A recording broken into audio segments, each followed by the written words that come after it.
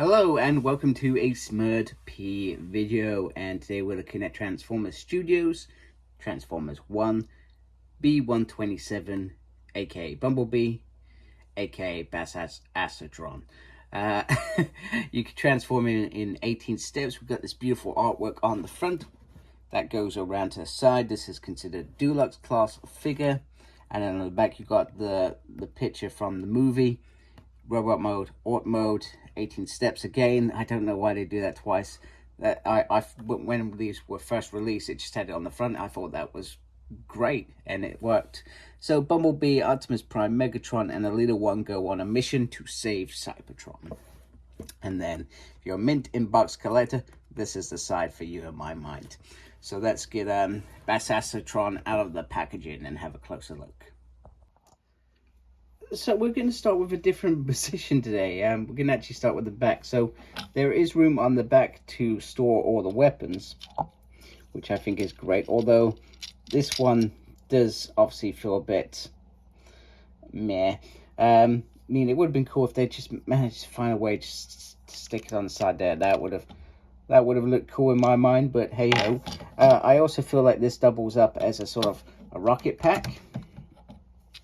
So it's got that feel, but obviously it's designed for the blades.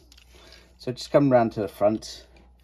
I do like the sort of the goldy sort of mustard color, should I say. I think it looks very, very good. Although it does look like he's got a second face on his chest. But that's all right. I can live with that. I can live with that at all. Probably the faceplate for when you transform him. Looks very, very Cybertronian. It's got his legs, his hands, his feet, all looks pretty solid. And then you got these sort of wheels that aren't humanoid car wheels on the legs in the back, which I think is cool. You take this off as well, and then you just got a piece like that, which works as well. Now you got two options. You can either have it as a gun, or you can have it as the little sword.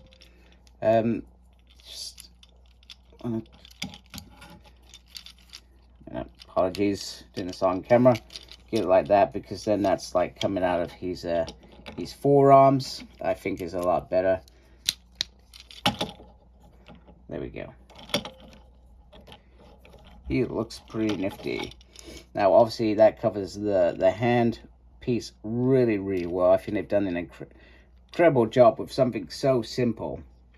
That's probably one of the best that I've ever seen in terms of blades coming out. I think they've done an incredible job achieving that. Articulation, it can go all the way around. You can go up and down.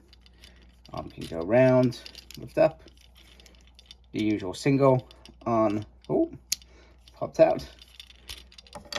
No hand movement, which is disappointment. You have a swivel there as well. You can go all the way around if you like. You can do pretty much the full splits. Forward, you can kick back. You can swivel down there. Oh, not really swivel up there. He's got a little bit of movement on the feet, like so.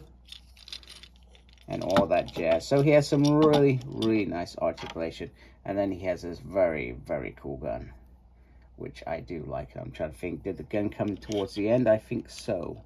The end of the film, which was a great film, although I think disappointingly, due to its box office release, I think we will be extremely lucky if we ever saw a round 2, but I think it did set up things nicely, whilst also thinking, well, you could just watch that and be the end of it. But I find it quite, perhaps quite disappointing if we don't get a round 2, because the opportunity was there in my mind to release that. Also, no backdrops. We don't get backdrops anymore.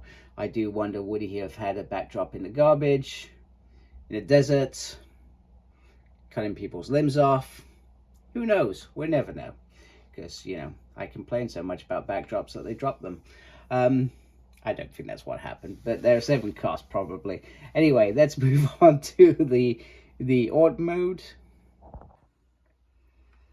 Okay, the transformation was very, very straightforward, and once again, a lot of fun. Studio Series, I I feel always deliver a decent transformation, tad bit challenging, but also enjoyable. I hate transformations that are just awkward and nothing clips together and it becomes clammy.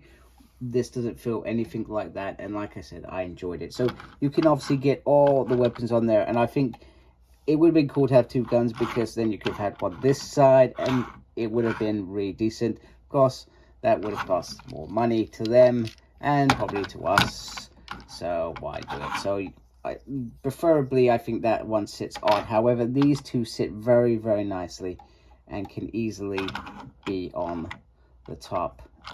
Always. I mean, you can decide whether you want to take out the daggers. You can leave the daggers out, and maybe that looks a little bit better. You can also, perhaps, if you want, turn them around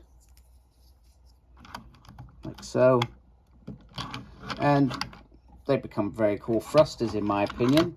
I think that works really, really well as them being blasters. Of course, it just leaves you a little bit open on the front, but it's your toy. You display it however you want.